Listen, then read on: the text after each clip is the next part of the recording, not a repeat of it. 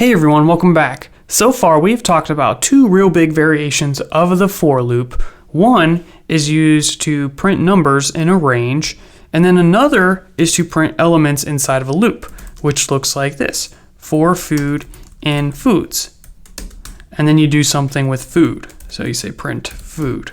And both of these will iterate the same way, but they're different because this one grabs numbers and this one grabs elements.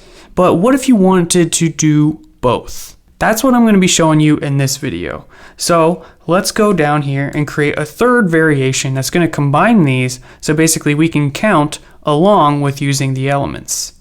So first let's run these and see the outputs. The first one is 0 through 9, and then the next prints some foods. But now what I want to do is say what element each one of these foods is.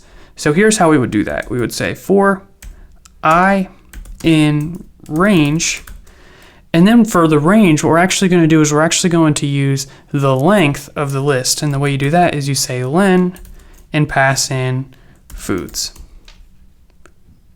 So that is the syntax to do the loop, and inside of here I is going to refer to the index, and if you want to grab the element you can say foods index I. And we'll also say end is just a space, just to save some space here, and print a new line at the end. So there we go.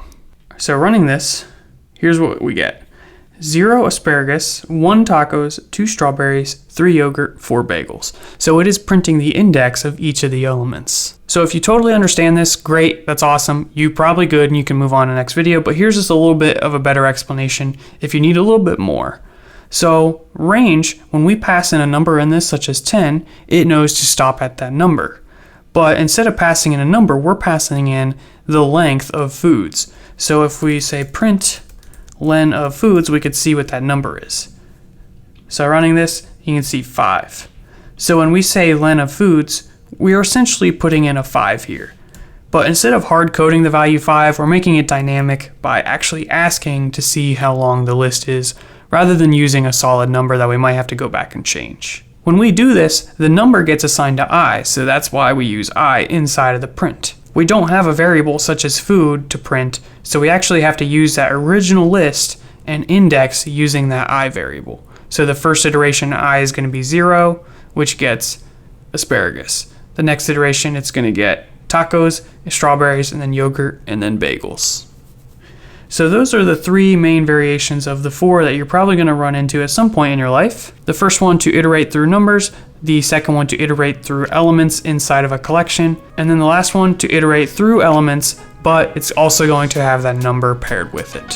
So there you go guys, stay tuned for the next video. We're going to review everything we've talked about with these loops and then move on to something new. I'm excited and hope you are as well.